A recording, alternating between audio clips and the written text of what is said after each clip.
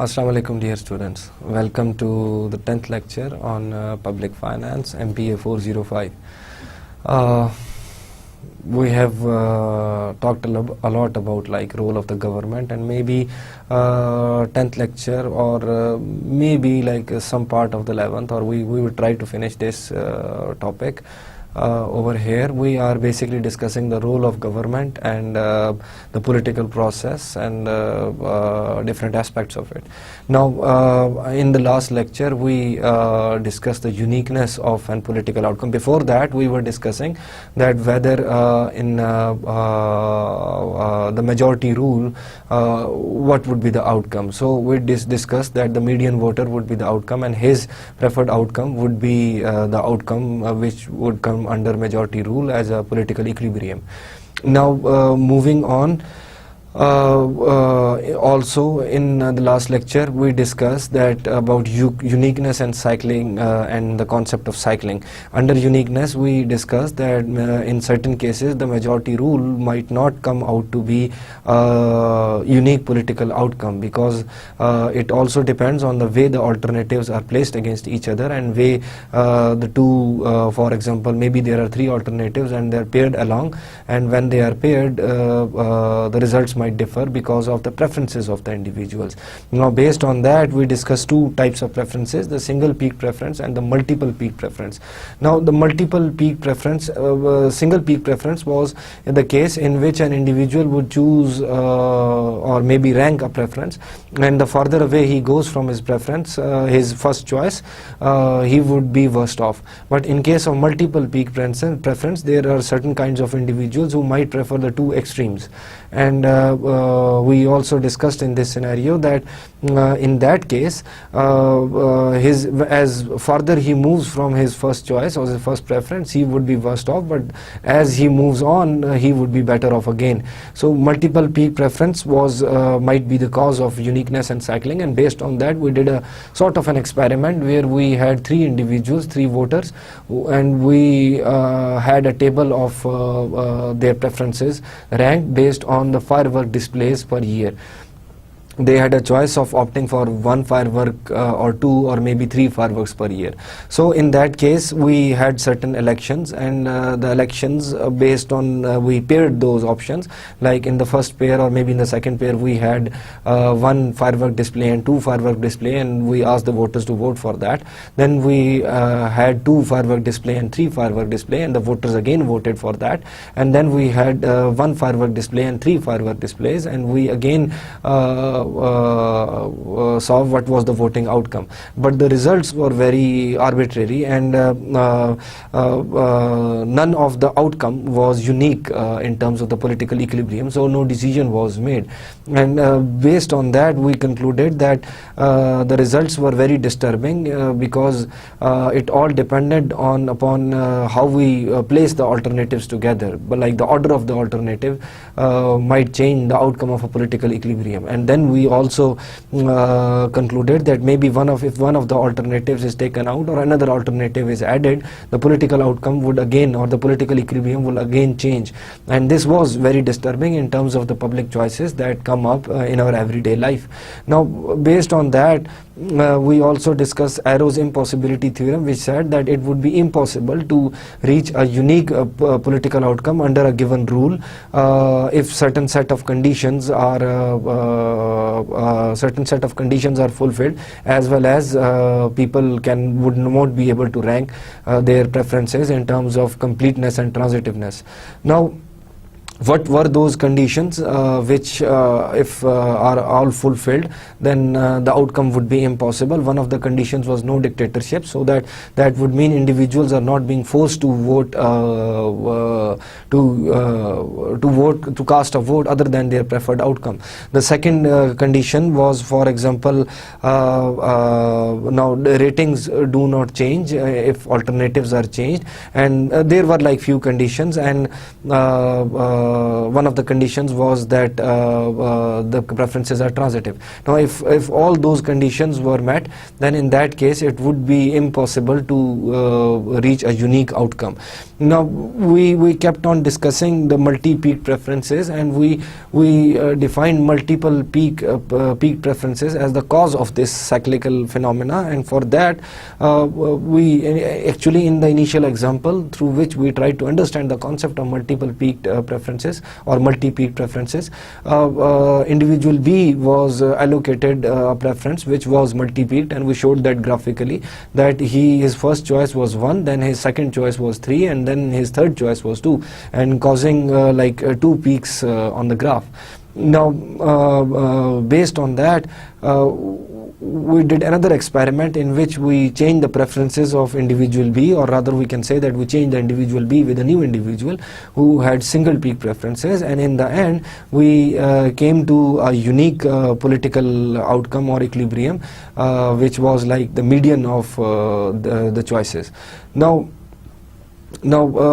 since multiple peak preferences were like the cause of cycling phenomena, we discussed that it was against the concept of declining marginal benefit curve, because marginal benefit curve states that more use you have for that public good, the benefit that you derive from the use declines along the curve, and that's why it is a downward sloping curve. Now the multiple peak preferences, why they were like against the concept of declining curve, because an individual is better off at his first choice, and the further away, a little far away from that first choice or first preference, he is not better off, but then moving even further away to the last choice, he is again better off, and that is why it is against the concept of declining marginal benefit. We also discussed that these multi-peak preferences are again a real life scenario, in which we gave the example of a public school and an individual who who preferred to educate his children in private school. Now based on that, if he is asked to vote for the budget allocated to the public school, he would say that the minimal amount of budget may be allocated to the public school, and he would vote for at the minimal budget allocation choice alternative. Now if in case of that scenario, if moderate taxation is applied to cover the cost of, let's assume that moderate amount of budget is allocated, in that case he would not have enough funds to educate his children in private school. Now if he does not have enough funds to educate his children in the private school, he would want that then the public schools may be allocated a high amount of budget, so that his children, if they are going to go there, they should have quality education. So on the both extremes, the individual is better off rather than in the center. So that resulted again into a multi-peak preferences, and so we discussed also the example of Vietnam War, and we also concluded that multi-peak preferences are a fact of life and they do exist. Now by the end of that lecture, we came to the political process actually, which we wanted to discuss, and we started our discussion under 3 major heads. One was the constitution, the second one was minority rule, and the third one was majority rule, and we defined all of them. Constitution is basically how social contracts result into for example rules that based on which certain decisions are supposed to be taken. Now how those social contracts take place, because of while of ignorance, that was the word I used, because an individual is not does not know about his skill set that he possesses against relatively possesses against some other individual, and the future is unknown. That's why in case of that while of ignorance, that he does not know about the future and what he would be able to do in the future, in that scenario he would be choosing to enter into a social contract very quickly, and those social contracts and those norms of the societies turn into a constitution later on, and they evolve over time actually. Then there were minority rules in which like a smaller group of individuals take decisions for a larger group of individuals. One example was dictatorship, when a single individual takes all the decisions. Then there was oligarchy, in which few individuals consistently take decisions for the majority. Then there was like colonial rule, for example, in which the decisions are not taken by the population themselves and their involvement is zero, and decisions are taken elsewhere by like head of the colonies, and decisions are implemented in those colonies. Then we discussed the majority rules, in case like we discussed the simple majority, which was 51%, and then we also discussed the 2/3 majority, in which we showed that if by adding more individuals we would have lesser level of dissatisfaction in case of because of the majority decision is taken by inclusion of most of the people or voters. So we move on with this topic of public choice and the political process. Before moving on, let us like see the definition of public choice again. Public choice is when decisions are made through political interaction of many persons according to pre-established rules. And the difference between public choice and private choice is like taxes are the source of finance of any public choice decision that comes up, while in private choice case there was voluntary cost sharing, in which we discussed that in like last few lectures, which we would summarize like later on after few lectures. I'm planning to like make a summary of all the topics that I've covered up till the maybe 15th lecture or 16th lecture. We'll see that when we get over there. So voluntary cost sharing was the case in which individuals would voluntarily tell about their inform others about their marginal benefit that they derive from use of a product, and they would be willing to pay the amount that is required of them, and that is voluntary cost sharing. Now we also discussed the concept of political equilibrium, which is an agreement on the level of production of one or more public good given the specified rule for making the collective choice and distribution of tax shares among the individuals. Now these were like the basic themes that we are revolving around. Now moving on to the political process, where we discussed the constitutions, the majority rule and the minority rule. Now, there are certain costs and benefits involved of the collective action, like in case of a majority rule, or the various types of decisions that, various types of rules that we apply to come to a public choice other than the minority rules. There are, for example, benefits, which is decrease in political externality. Now, what was political externality? There is like definition written on the slide also, which is the cost an individual bears due to actions of others through political process. Now I defined that through an example. For example, if I voted for no tax on certain item, and everyone else voted for a tax, now even if I did not vote for a tax, I would have to pay the tax, and that would be a political externality, because the decision, I am going to pay the tax because of decision taken by other individuals because of their preferred outcomes. So political externality increases with lesser number of individuals being involved in a public choice decision. If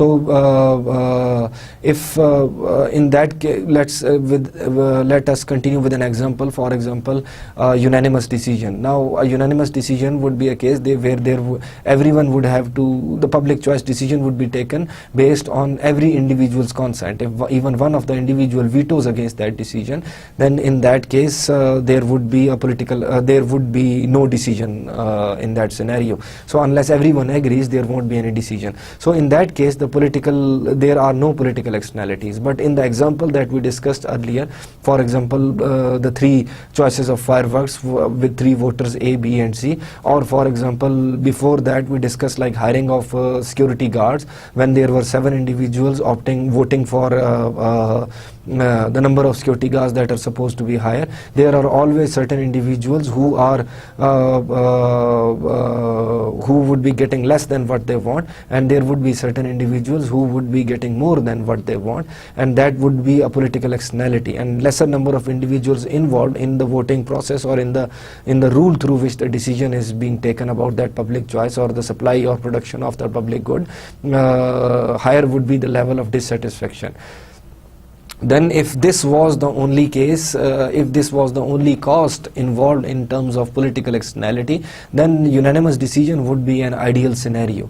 But there are other costs involved in the political process which are called political transaction costs.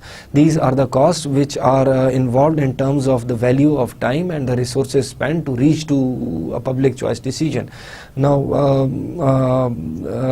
these are the costs which would increase with more involvement of the individuals, with more time spent on the decisions. For example, public political cost, transaction cost would be highest in terms of unanimous decision rule, and it would be lowest in terms of a dictatorship, or maybe zero in terms of a colonial rule. Now based on these, an individual has a choice between whether to have more greater political externalities or greater amount of transaction costs. So that would be the rationality would be to minimize both of these costs.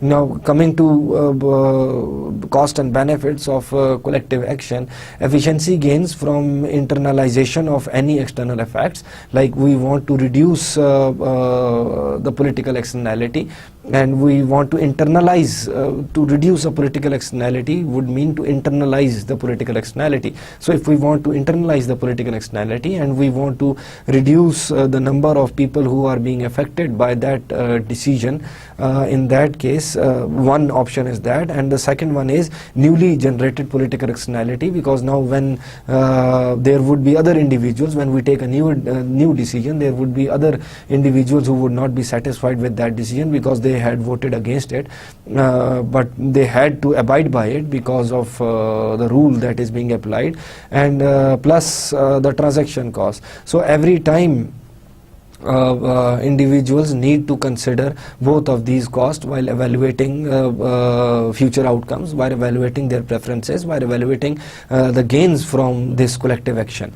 Now political externalities can be minimized by increasing the number of community involved in the decision making, as we discussed, like in terms of for example majority rule, like 51%, there would be greater number of individuals not involved, but then if we take it to 2/3 majority, there would be even more number of individuals involved. Then if we take it to, for example, unanimous decision, then in that case it would be like there would be a zero political externality. Now so the probability of one individual being in the minority decreases with increase in the percentage required to pass that issue.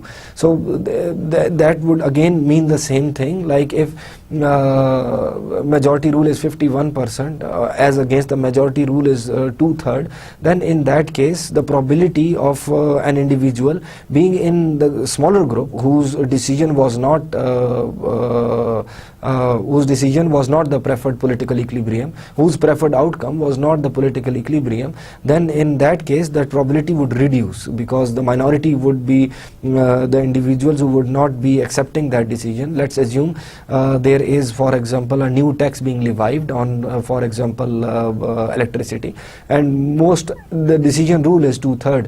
Now most of the individuals by 2/3 voted for no tax, and only 1/3 individual voted for there should be a tax on electricity consumption. Now as that percentage increases, then the probability of an individual decreases to be in the minority, which was 1/3 in this case. Now moving on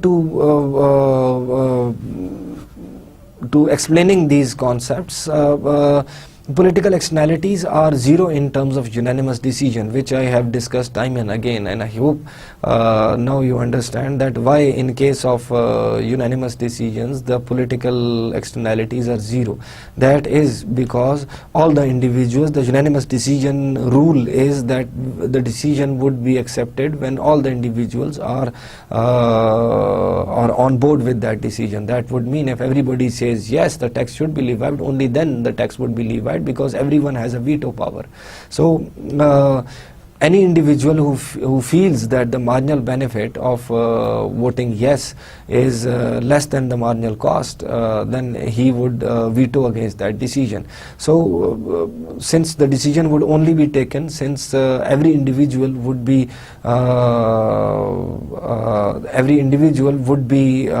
voting for it, then there would be zero political externalities. Now but again, as I discussed earlier, political externalities are not the only costs. There are also transaction costs of which are the cost of reaching a decision. We have defined those transaction costs before. Transaction costs are even in this lecture and in the last lecture I also discussed transaction costs. Transaction costs are the costs which are incurred in terms of the value of time spent on getting to a decision and the resources that are spent to getting on a decision. So these costs would be increasing with the larger number of individuals being involved in terms of taking a decision, in terms of time as well, and in terms of resources spent which are required to be which are required for taking that decision. So transaction cost would be highest when actually transaction cost and political externality move in the opposite direction. When there is a unanimous decision, political externality would be zero, but transaction cost would be highest. And when there is, for example, decision by one individual like dictatorship, or decision by, for example, in terms of colonial rule, the transaction cost would be lowest, but political externality would be highest. Now, why unanimous decision is an issue? Because the knowledge of ability to prevent the action results into an individual's strategic behavior. Because when an individual knows that I have that veto power and I can stop that decision anytime I want, then he would be thinking strategically to have gains out of that power, and he would be in certain cases it might result into, even for example on one extreme, which should not happen, maybe taking bribes or getting other benefits out of that power. So it results into an extortion of the whole scenario, and the individual who has, since he has the knowledge of the ability to stop that action and he has the veto power in his hands, so he would exploit that veto power, and he might exploit that veto power for his personal gains, and he would start thinking strategically. And secondly, people might use it for, like, if for example certain decision is we are in a unanimous decision scenario, there are other individuals, and I can convince you to vote for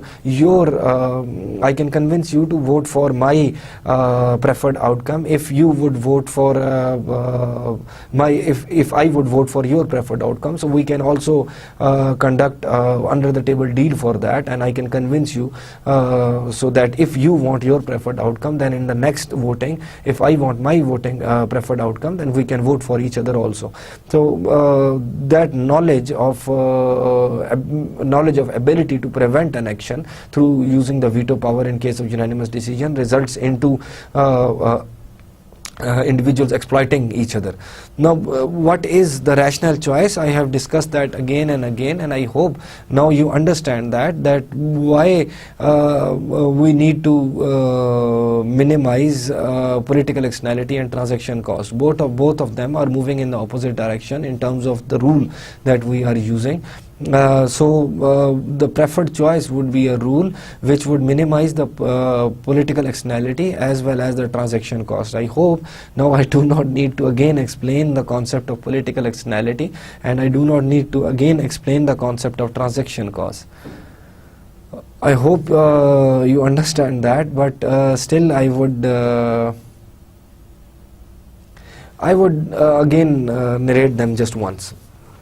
political externality is actually the case in which due to a majority rule, certain individuals are not better off from the decision that has been taken due to any rule, and political externality increases with for example, lesser number of individuals. For example, in case of minority rule, the political externality is greater, and when I do not get, and I vote and I do not get my preferred outcome, then there would exist a political externality for me because I would be dissatisfied. So if decision is taken by one single individual, more voters would be dissatisfied.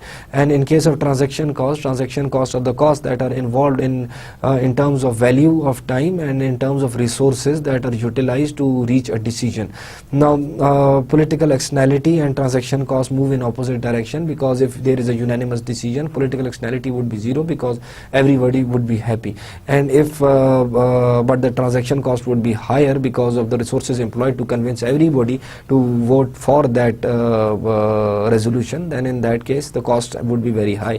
And on the other extreme, if single individual is taking a decision for everyone, in case of dictatorship or in case of oligarchs, or like in case of minority rules, transaction cost would be very low, because you only need maybe 1/3 majority to take the decision, or even less than that, or few individuals or a dictator. In that case, the transaction cost would be very low. But political externality, because more individuals would be dissatisfied, and that would be the cost of political externality would be very high.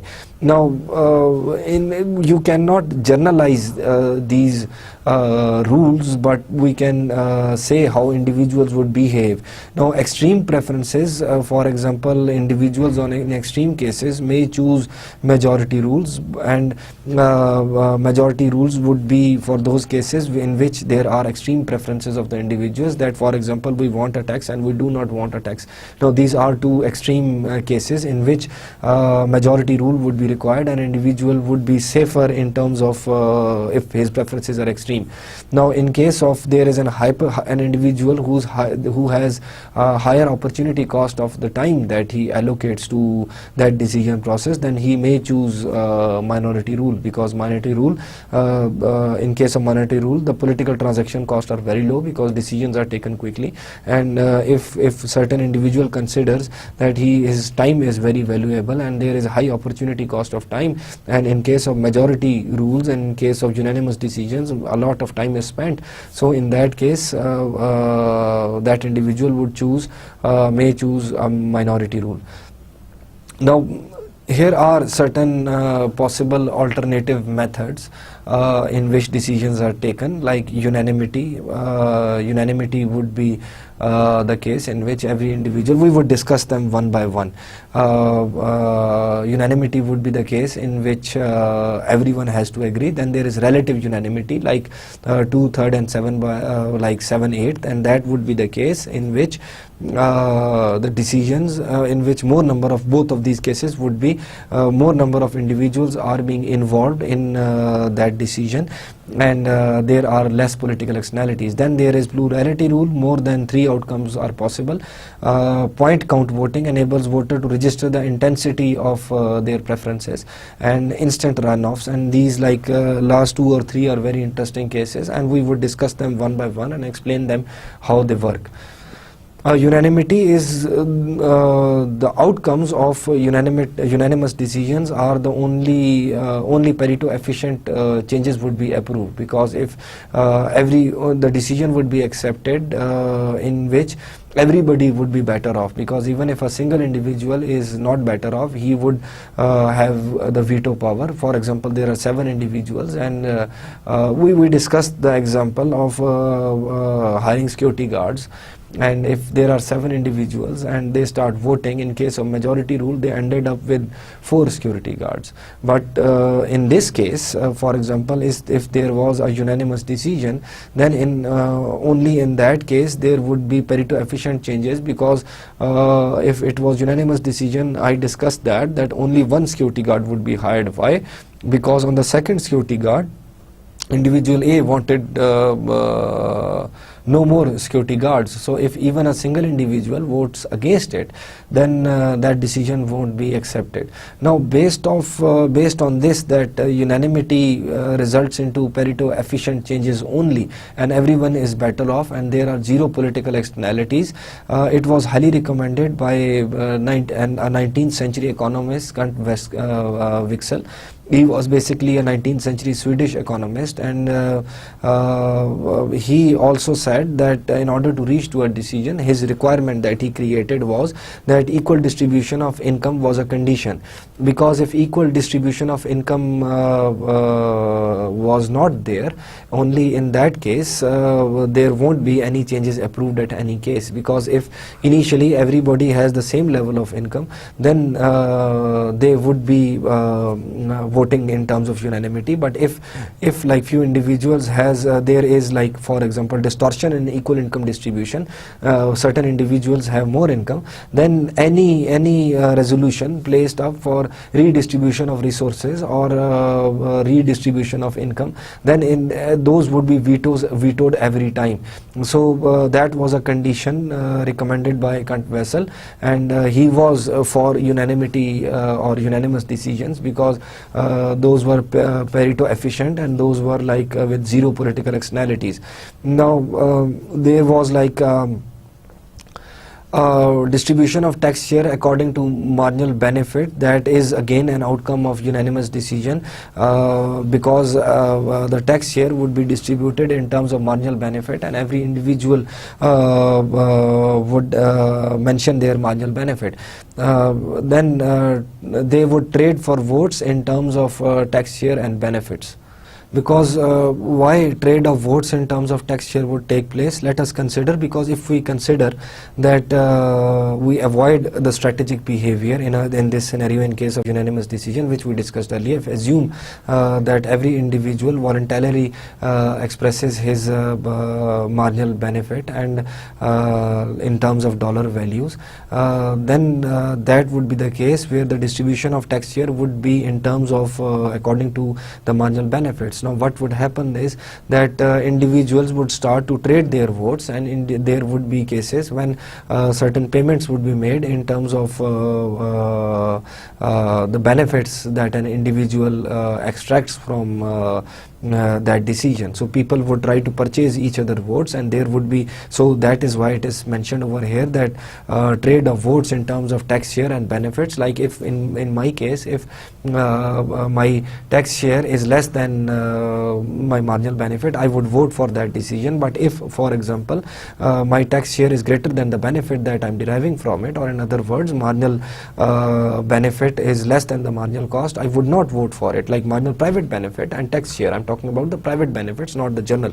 So if in that case some individual would come and try to buy my vote, and he would be paying the difference for that tax share and the marginal benefit, so I would vote for that. Trade of votes in terms of tax share and benefits would start taking place in case of a unanimous decision.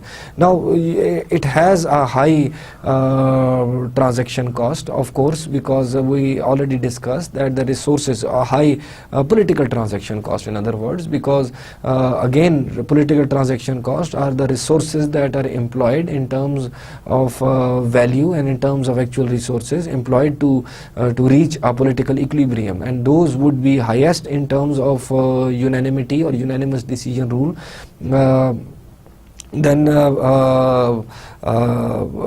But the political externality would be zero, and then unanimity would also results may encourage into strategic behavior, because the condition we discussed earlier, like distribution of tax share according to marginal benefit, because of trade of votes in terms of tax share and benefits, there is a possibility that individual, in order to gain those benefits, might enter into strategic behavior.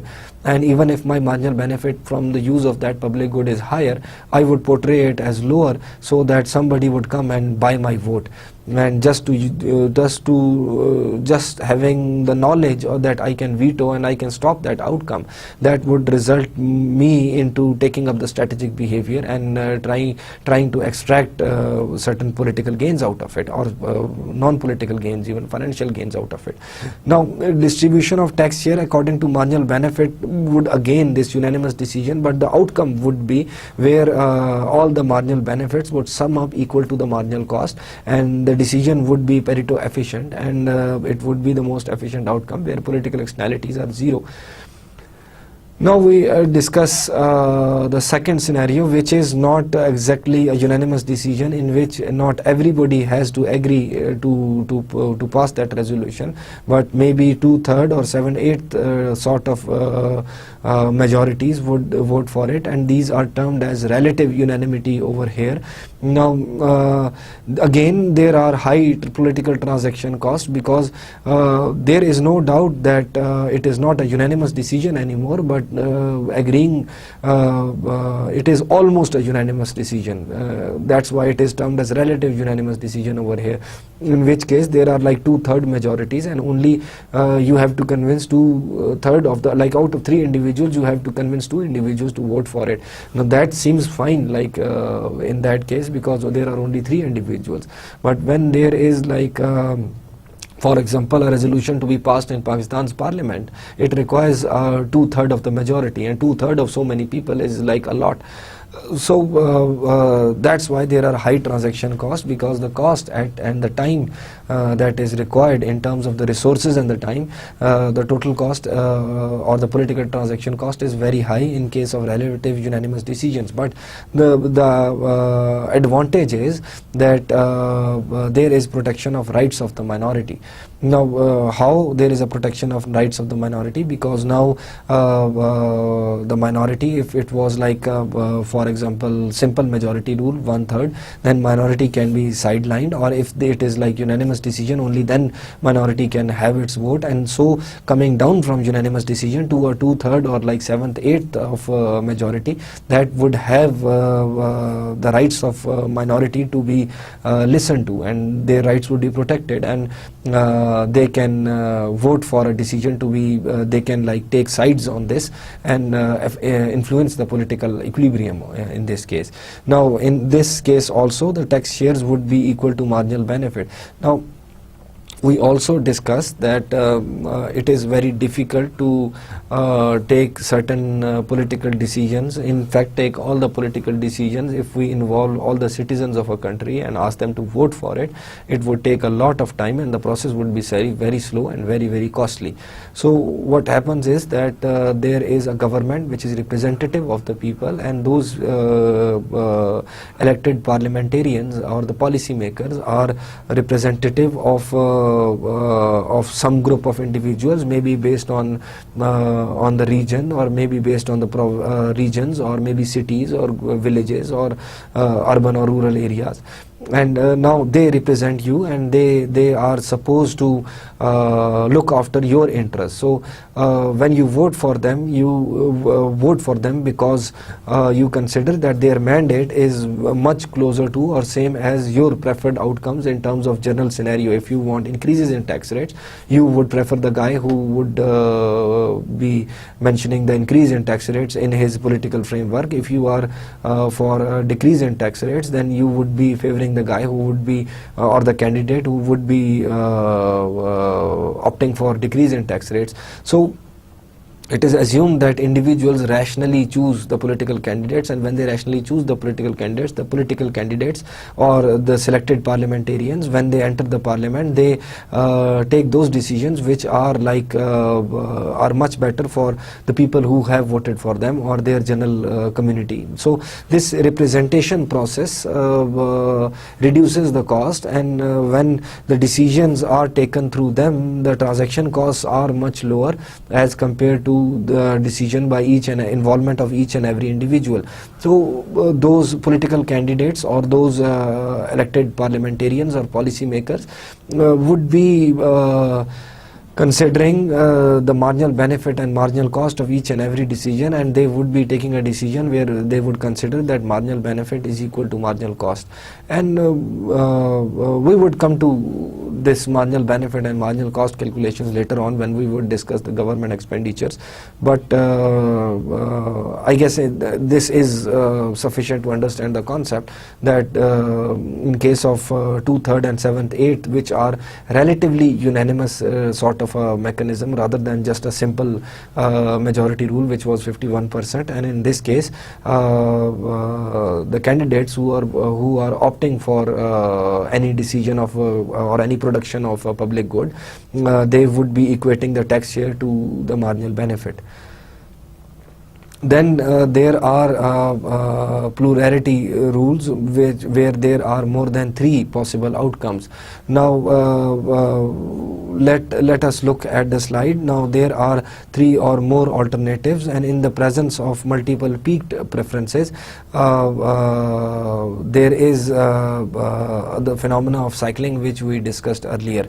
In this case, the winner is the highest percentage of the total votes, and this is an unstable political equilibrium because incentives exist to reformulate policies to change the plurality. Now, why this plurality rule is a better outcome than a majority rule? Let us assume the scenario in which there are 3 alternatives, which I have like gone through the slide once, but in order to explain it more, there are 3 alternatives, and we already saw that in the presence of multiple peak preferences, there was the phenomena of cycling. Now that cycling would mean that when 2-3 alternatives are placed against each other, there would be no unique political outcome. So if there is no unique political outcome, in that case the results would be arbitrary. Now what happens over here is, in terms of plurality rule, is winner is the highest percentage of total votes. So this is sort of a minority rule. Let's assume like there are 3 types of votes. For example, there is 32% and 32% and 36%. Now the 36% would be the winning and declared a winner of that alternative. So in case of plurality rule, the only consideration is that out of the 3 alternatives, assuming that there are 3 possible outcomes, there are 3 or more alternatives. Let's assume there are 3 alternatives for now. If there are 3 alternatives and each one of them got 32, 32 and 36% of the votes, we would declare 36% of the votes as winner, and this would be a minority rule rather than a majority rule. But still, in this case also, there is a possibility that cycling phenomena takes up, and no unique political outcomes come outside, like for example 33%, 33% and 33%. So there would be no political outcome out of it. So this is better than, this might be declared a better rule than a simple majority rule where there are multiple peak preferences, but this one also results into higher political externalities because this is a minority rule. Sorry. If this is a minority rule, then more number of individuals, for example, in the example I gave, like 32%, 32% and 36%. Now the third alternative has been accepted, which is 36%. That would mean that 64% of the individuals are not satisfied with the outcome. So there are greater political externalities. Now again, the results can be, this would be a very unstable sort of political equilibrium because in order to manage that plurality, it is a possibility that those alternatives can be managed in order to get a highest vote out of highest minority vote out of all the alternatives. So there are incentives to reformulate the policies so that the plurality can be changed. But do remember that this is a minority sort of a rule, and in this case there are higher political externalities existing. Now what is point count voting? Now point count voting enables voter to register the intensity of their preferences. Now they would be, let's assume that there are like 3 alternatives and each individual is given 100 points. Now he is free to allocate those assigned points among various alternatives that are presented against him. Now if I have 100 points and there are 3 alternatives in front of me in terms of production of a public good, I might choose, I might allocate, like for example, 10 points to alternative A, 20 points to alternative B, and 70 points to alternative C. That does not mean I can store my points. I do not have to store my points. I have to allocate all my 100 points. Now these allocations of mine represent the intensity of my preference also. You can clearly see that if I gave 70 points to the third alternative, that would be my most preferred alternative, and then there is like 20 points for alternative B and 10 points for alternative A. You can comparatively see that my preference is shown very clearly, the intensity of my preference. It is not just the ranking that matters in this case.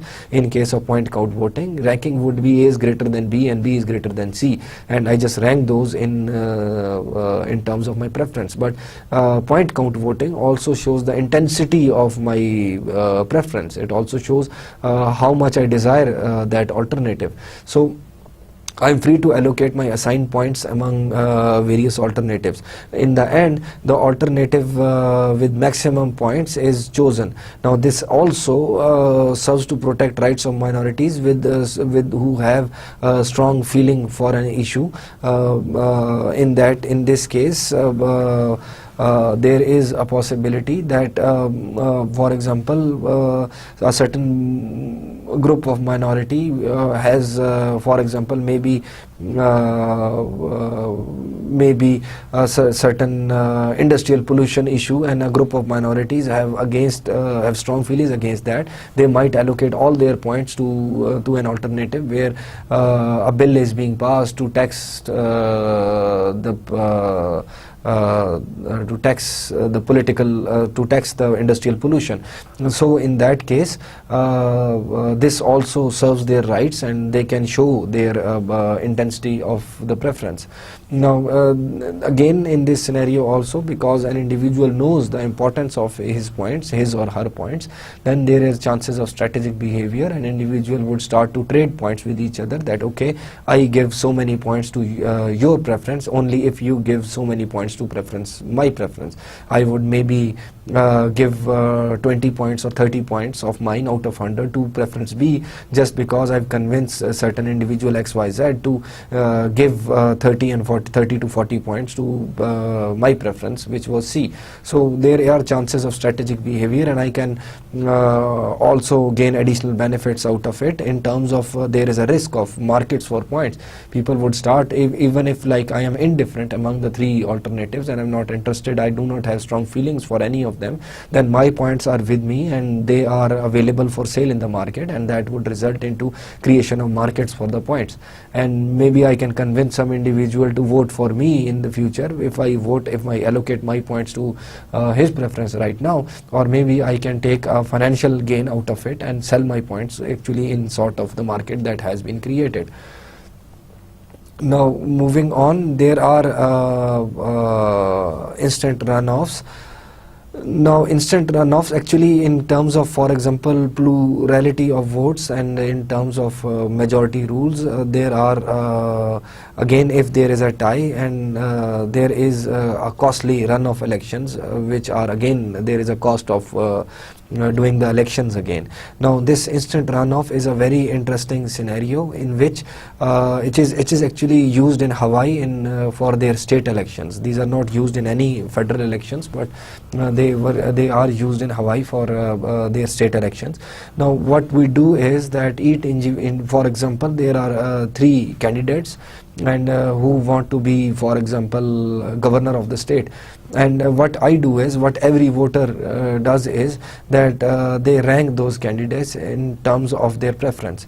Now if they rank those candidates in terms of preference, candidates with the fewest first place vote is eliminated out of it.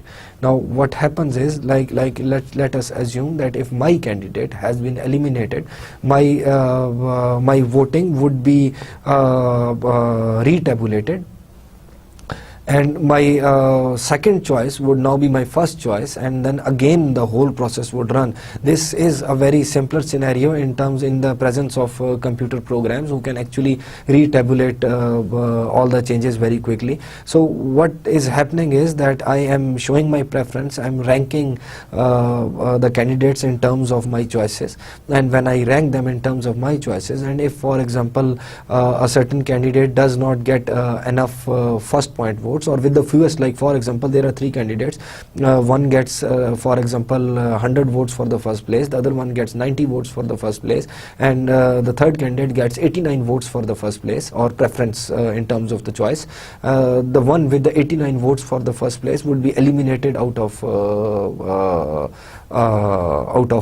the election. Now if my choice was my second choice was the second candidate who got 90 votes, now it would be retabulated and he would be shown as my first choice, and out of this mechanism there would be again a scenario in which they would compare the remaining two candidates, and whoever would get the least points for the first place would be eliminated. Now this is termed as an instant runoff, because whenever there is a tie in terms of elections, for example in the year 2000 American elections, George W. Bush and Al Gore had a tie, and in that case that matter was taken to court, and that the whole process in which there is a tie, there is no political equilibrium or solid outcome of the public choice, then having that process run again is very costly, and that is why the election runoffs are very costly, because whenever there is a tie the decision has to be taken again. So this is an instant runoff in which that concept of runoff has been incorporated at the first half of the election, in which there are no chances of tie anymore. So individuals, if you look at the slide, now votes are retabulated, which I explained earlier. Now individual whose first choice eliminated, for example my first choice has been eliminated in the first because he had fewest first place votes, and in fact maybe only I voted for him, and he had only one vote for the first place, and he would be eliminated. And then since my first preference was eliminated, so the results would be retabulated to make the second choice of mine, for example individual B, candidate B would be the first preference again, and then the votes would be retabulated. All of this is very simple in the presence of computer programs, and in the presence of computer programs are very the results can be extracted very quickly. Now coming to the role of political parties and political equilibrium. Now politicians, why would politicians seek elective office?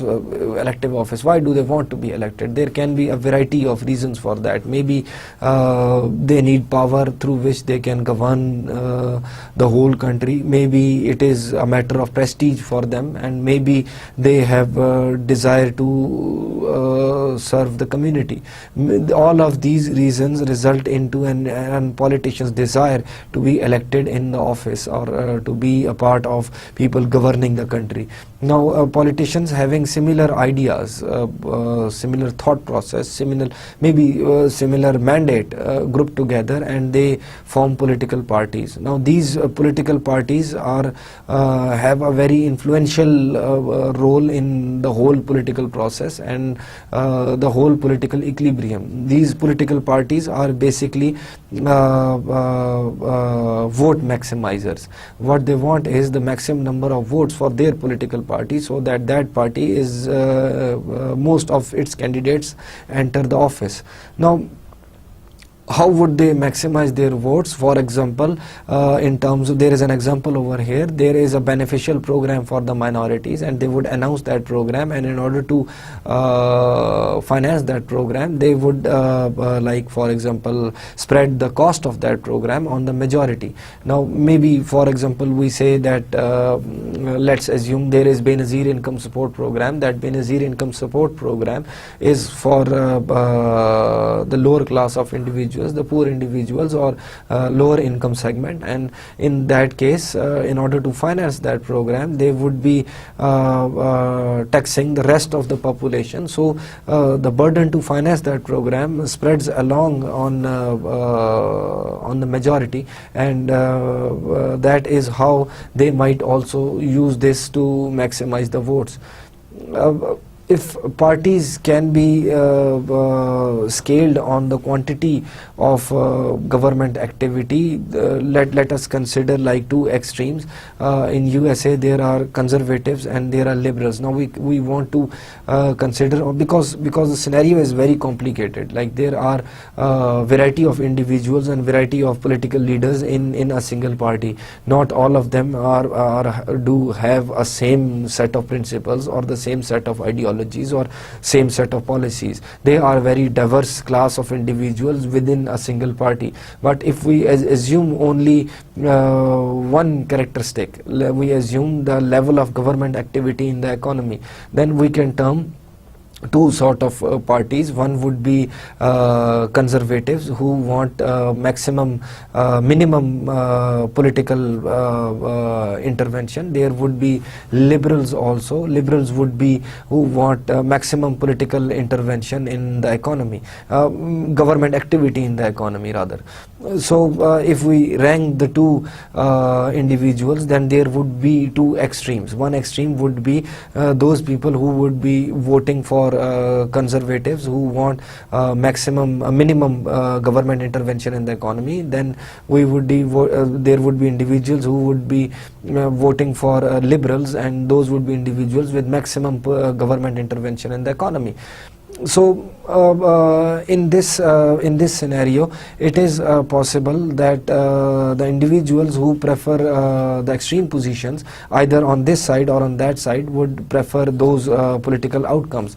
But mostly, in most of the cases, there are median positions. Median positions are the cases where individuals do not prefer extreme cases, and that is why we highlighted the median voter scenario over here. And we mentioned that median voters are usually the ones whose preferred political outcome does come out as the political equilibrium. Now, so that is what parties should target, and historically it has been shown in terms of, I'm specifically stating that in terms of USA, historically it has been shown that candidates with a median position for selection of voters do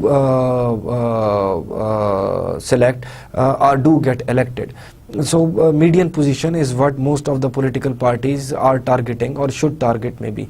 Now if most preferred outcomes of voters are normally distributed, then parties can maximize their votes by having a central position. Now if there is a normal distribution, as I mentioned earlier, then mean of the distribution would be also the median position, and most of the votes are clustered around that median position, and that results into maximum number of voters over there. So any party or any political party or any political candidate who does not opt for an extreme, is opt for a median position, then he would be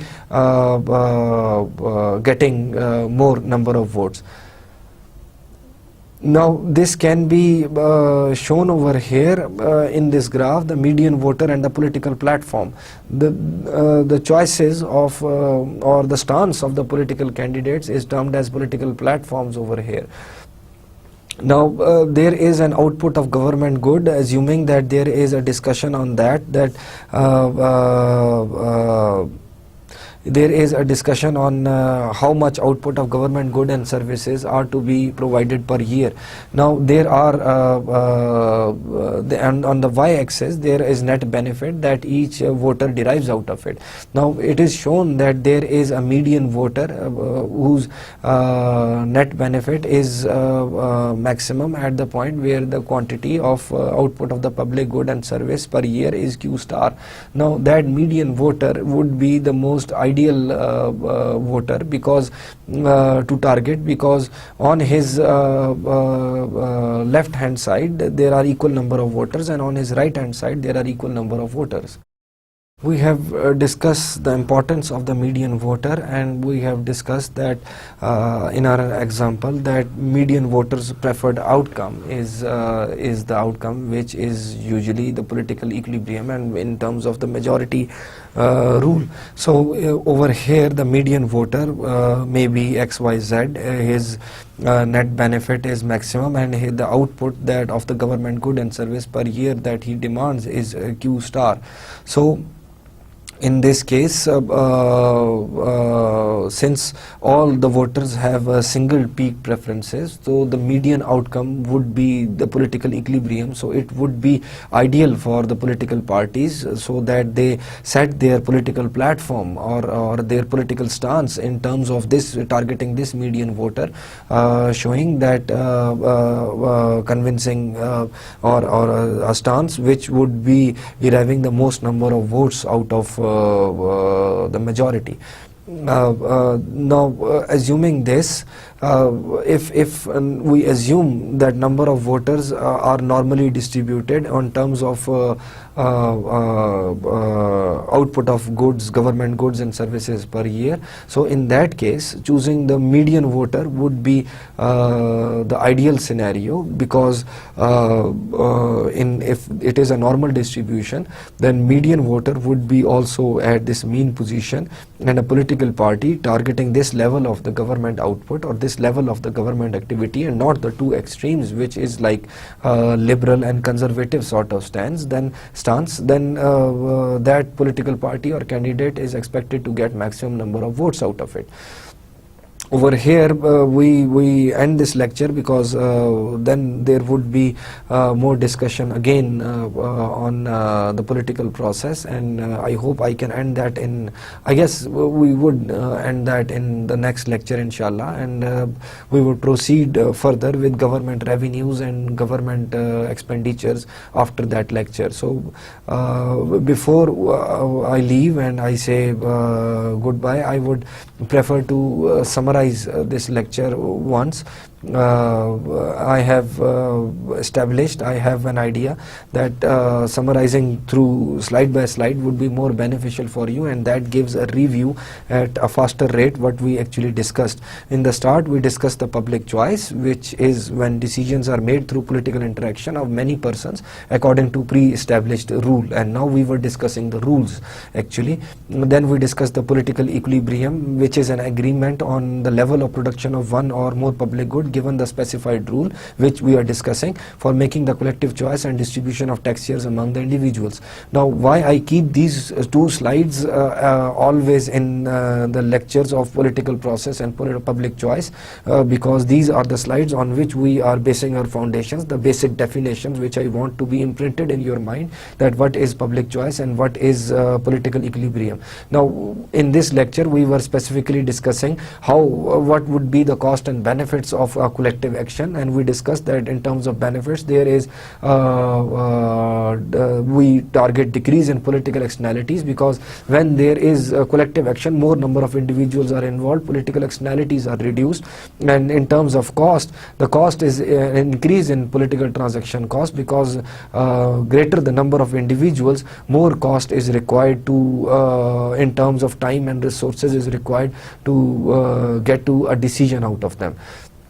Then we discussed that efficiency gains from internalization of any external effect in any political externality. If we want to internalize that, what would be the result of that? The second alternative that we have over here is that there are newly generated political externality. There would be more people or different people who would be dissatisfied, plus there is a transaction cost. So we have to evaluate these two choices, like for example a few dissatisfied individuals. On the other hand, if we change that public choice decision, there would be more or different dissatisfied individuals, plus the cost of running that, again evaluating that public choice based on the prescribed rule. So an individual, greater the number of community members involved in a decision, lesser is the political externality, which we have discussed time and again, and the probability of an individual being in the minority reduces with the increase in the number of individuals involved in that decision process.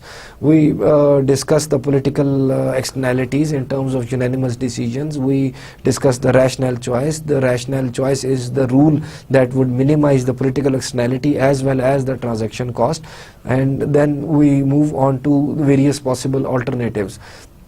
The first one was unanimity, which we discussed in detail, then relative unanimity, which was closer to unanimity but not actually that, there are not complete unanimous decisions. Then there is plurality rule, then there was point count voting, then there was instant runoffs, and I would go through them once again to summarize them. Unanimity was the Pareto efficient outcome in which the decision is only taken when everybody is on board and everyone accepts or votes for the decision to be taken, and that through this mechanism there is a distribution of public choice, distribution of tax share according to the marginal benefits, because everybody votes only based on their marginal benefit and the tax share. So there would be trading among there is a possibility of strategic behavior because of individual holding veto power in their hands, and there is a possibility that if certain individual is required to vote for that and he does not vote for just to gain a political benefit out of it, so that would be a strategic behavior. On the other hand, if we consider that every individual is honestly declaring their marginal benefit in dollar values, then an individual whose marginal benefit is less than the tax share that he has to pay would be financed by the other individuals, and the decision would be unanimous and the outcome would be Pareto efficient. Then we discussed relative unanimity. Relative unanimity is like 2/3 or 7/8 of the majority. In this case, there is protection of rights of the minorities, because greater the number of individuals involved, lesser would be the number of dissatisfied individuals. So in unanimity, all the individuals are completely satisfied and there are zero political externality, but the political transaction cost is very high. But in terms of relative unanimity, there are certain political externalities and there are higher transaction cost, of course, and but still the tax share is equal to marginal benefit, because we consider that every individual who is voting would be choosing the level where tax share is equal to their marginal benefit. Now the third alternative that we discussed was plurality. In terms of plurality, there are assuming there are 3 possible outcomes and there are multiple peak preferences. In that case, it would be very difficult to reach an alternative and there would be the phenomena of cycling over there. So cycles would be created without any political equilibrium. So in case of plurality, the option is that the option with the alternative with the maximum number of votes out of the 3 alternatives would get selected. In this case, we gave an example that let's assume that 32% and 36% votes are given. So 36% would be selected, but this is a type of minority rule, so there would be greater political externalities. And secondly, we also discussed that it might result into an unstable political equilibrium because of incentives to reformulate policies to change the plurality. Now then there was point count voting. Point count voting was like if every voter is given 100 points and they allocate those 100 points based on the intensity of their preference. It not just the ranking of the preference, but it also matters about intensity of the preference. And if everyone allocates their points based on their intensity, then the alternative would be chosen with maximum points. And in this way, it would be with, I guess, minimum with lesser amount of political externality than simple majority rule or majority rules. But this also would serve to protect the rights of the minorities, because they can show their stronger feelings for any resolution. Now there are also chances of strategic behavior which we discussed, and there is a possibility that there is a risk that there would be markets which originate for for these points, and people would be trading the points that they have. Then there was instant runoff. In case of instant runoff, there is a possibility, there is a chance when every individual, for example, there were three alternatives or three candidates taking a stance or maybe running for elections, and these instant runoffs are used in Hawaii state elections. Assuming there are three candidates, all voters would be requested to rank their candidates in terms of their preference, and the candidate receiving the least amount of vote for the first place would be eliminated from the first round, and then my votes would be, or voters' votes would be retabulated. For example, my candidate is who I gave first preference to is eliminated. Then the second candidate I gave the second preference would be termed as my first preference, and votes would be retabulated, and in this way candidates getting again the lesser amounts of vote for the first position would be eliminated from the second round. Then we discussed the reasons of politicians' desire for elective office. That can be requirement of power, that can be prestige, or that can be desire to serve others. And the politicians, based on their platforms or based on their political stance, they would be group together and form parties. But the parties as such are vote maximizers, and they tend to maximize their votes. And then we were discussing in terms of the political platform, and we highlighted that there are like extreme positions and there are median positions. Usually the candidates with median positions are more successful, because in case of a majority rule, which was shown in this graph, the political outcome or the political equilibrium in the end would be at the point where the median voter stands, if assuming that all the voters have single peak preferences. So any political candidate or the party holding the political platform equivalent to the median voters outcome, median voters preferred outcome, would be the successful in the elections. We also discussed that the number of voters and the government output graph, in which on the x-axis there was output and on the y-axis there were number of voters, and if we assume that voters are normally distributed across the output of government or involvement of the government in the economy, then every party would be beneficial if they go for the median output or the mean of the normal distribution, because in case of a normal distribution the mean would be equivalent to the median as well. We end our lecture over here, and from the next lecture we try to finish this political process. We try our level best, and then we see where we move on. Thank you very much for being here, and hope to see you soon.